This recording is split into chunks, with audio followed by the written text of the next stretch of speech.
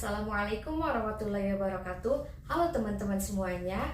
Perkenalkan, nama saya Sabrina Al-Kausar dari Institut Teknologi Al-Muhajirin Program Studi Bisnis Digital. Pada kesempatan kali ini, saya akan mengulas materi mata kuliah manajemen. Mulai dari pengertian manajemen. Manajemen adalah ilmu dan seni yang menggabungkan fungsi-fungsi P, O, A, C dengan sumber daya untuk mencapai tujuan secara efektif dan efisien. Dari pengertian tadi, jika kita hanya mengetahui pengertiannya saja tapi tidak memahami, maka tidak akan berarti apa-apa. Jadi, yuk kita kupas sedikit demi sedikit dari pengertian tadi. Mulai dari ilmu dan seni. Kenapa manajemen dikatakan ilmu? Karena dipelajari secara ilmiah. Artinya ada penelitiannya, ada teori-teorinya, dan dipelajari di kampus-kampus. Materinya ada di kampus-kampus. Yang kedua, manajemen itu seni. Seni itu abstrak, berubah-ubah. Dan seni itu bersifat subjektif. Misalnya saya baru saja membeli lukisan seharga 1,9 juta. Karena buat saya lukisan itu sangat bagus. Lukisan itu sangat worth it dengan harga 1,9 juta. Tetapi bagi orang-orang yang melihat lukisan yang saya beli, itu tidak sebanding lukisan dengan harganya. Seperti itu. Itu kenapa dikatakan seni itu bersifat subjektif. Walaupun ilmiah, tetapi manajemen tidak ada formula suksesnya.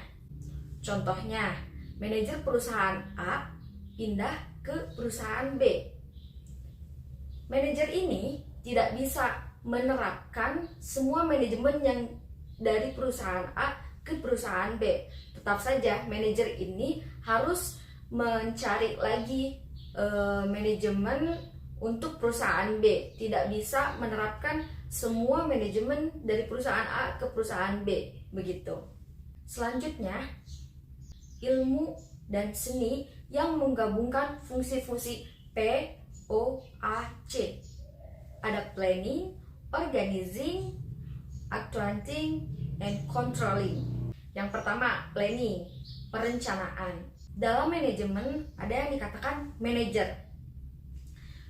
Manajer ini yang menerapkan fungsi-fungsi manajemen.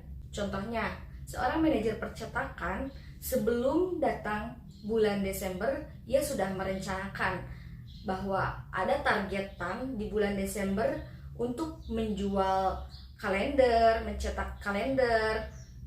Dia merencanakan berapa yang akan ia jual, berapa target yang ia inginkan untuk menjual kalender itu, untuk mencetak kalender itu. Itu contoh dari perencanaan, planning. Yang kedua, ada organizing, pengorganisasian. Ini pembagian tugas-tugas. Melanjutkan contoh yang tadi, lalu seorang manajer itu membagi tugas-tugas. Siapa yang bagian mendesain, siapa yang bagian mencetak, siapa yang akan memproses akhir pengecekan, seperti itu. Itu diatur oleh seorang manajer. Dalam pengorganisasian ini ada juga yang mengatakan staff. Jadi pembentukan staff. Yang ketiga ada accounting. Accounting adalah hal yang paling penting dalam manajemen, yaitu melakukan apa? Melakukan perencanaan dan melakukan organizing, pembagian tugas yang tadi itu harus dilakukan. Yang terakhir ada controlling, mengawasi. Controlling ini fungsinya untuk apa? Untuk membandingkan antara planning dengan accounting. Jadi apa yang sudah direncanakan dari awal itu harus dilaksanakan, harus accounting. Jika planning sesuai dengan accounting, maka manajemennya baik. Tetapi jika planning tidak sesuai dengan accounting, maka manajemennya tidak baik. Selanjutnya, ilmu dan seni dengan menggabungkan fungsi-fungsi VOAC dengan sumber daya. Maksud dari sumber daya ini yaitu ada juga yang mengatakan orang lain. Dalam sumber daya ini ada yang dikatakan sinergi. Contohnya, jika satu orang pekerja menghasilkan 20 dan ditambah satu orang pekerja menghasilkan 45 atau lebih, itu dikatakan bersinergi. Jadi sinergi itu 1 ditambah 1 lebih besar daripada 2. Selanjutnya, ilmu seni yang menggabungkan fungsi-fungsi POAC dengan sumber daya untuk mencapai tujuan secara efektif dan efisien. Efektif itu unjuk kerja lebih sedikit tetapi menghasilkan sesuatu yang maksimal. Energinya tidak boros, tetapi hasilnya maksimal. Contohnya, di percetakan, memotong kertas bisa menggunakan mesin atau bisa juga manual. Lebih efektif mana sih? Menggunakan mesin atau menggunakan alat yang manual? Tentu saja lebih efektif menggunakan mesin. Berbicara efisien.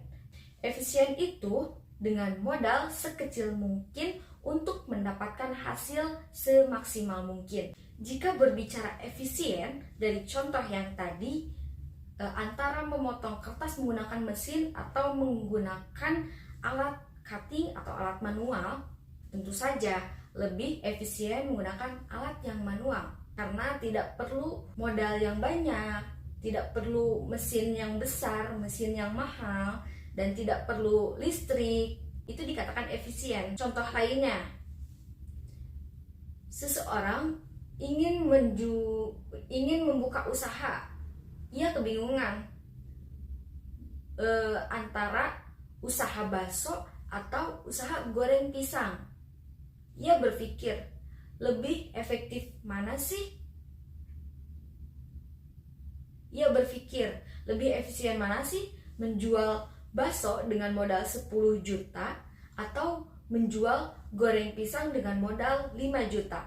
Tentu saja yang lebih efisien itu menjual gorengan. Selanjutnya kita akan membahas tingkatan manajemen. Teman-teman bisa lihat tingkatan manajemen seperti gambar ini. Tingkatan pertama ada top level management, yang kedua ada middle level management, dan yang ketiga ada low level management. Nah, di tingkatan pertama, top level management, ada seperti direktur dan wakil direktur. Tugasnya merencanakan strategi dimulai dari mengambil keputusan, merencanakan arah perusahaan, lalu menginstruksikan kepada middle level management. Lalu di middle level management ada kepala divisi, kepala bagian, itu bisa kita sebut dengan staff-staff. Tugas middle level management yaitu menerjemahkan yang sudah diinstruksikan oleh top level management dengan bentuk kebijakan-kebijakan dan dibagi-bagi lagi, seperti mana bagian keuangan, logistik, operasional. Kemudian diperintahkan ke bawah, yaitu low level management. Di low level management itu ada banyak lagi, seperti supervisor, mandor, leader. Lalu kemudian di bawahnya juga ada karyawan-karyawan. Dari bentuk segitiga ini kita simpulkan bahwa di top level management itu orang-orangnya lebih sedikit, dan semakin ke bawah itu orang-orangnya semakin banyak. Di low level management mereka hanya menerima apa yang sudah ditetapkan oleh perusahaan, lalu membaginya ke lini manajemen dan menyebarluaskannya kepada konsumen atau pasar. Kondisi terbaru yang disebabkan oleh persaingan, tingkatan manajemen menjadi terbalik seperti ini, dikarenakan konsumen sudah bisa memilih, tidak hanya menerima apa yang sudah ditetapkan oleh perusahaan. Kondisi terbaru ini, konsumen sudah bisa demand atau minta. Karena konsumen sudah punya selera, maka jika tidak sesuai dengan keinginan konsumen, maka konsumen akan mencari perusahaan lain yang bisa menerima permintaan mereka. Secara logika, yang paling tahu keinginan konsumen adalah para low management, yaitu yang berhubungan langsung dengan konsumen atau lini manajemen. Maka low level management tahu keadaan konsumen tahu apa yang diinginkan konsumen, lalu menyampaikan kepada middle level management. Dari middle level management lalu dipilih dan dipilah lagi, diterjemahkan lagi, dan disampaikan kepada top level management. Sampai sini teman-teman sudah paham kan pengertian manajemen dan tingkatan manajemen? Di pengertian saja kita sudah mendapatkan banyak sekali kata kunci, dari mulai seni dan ilmu, lalu ada juga fungsi-fungsi POAC, lalu sumber daya, dan yang terakhir tujuan secara efektif dan efisien. Sekian yang dapat saya sampaikan. Wassalamualaikum warahmatullahi wabarakatuh.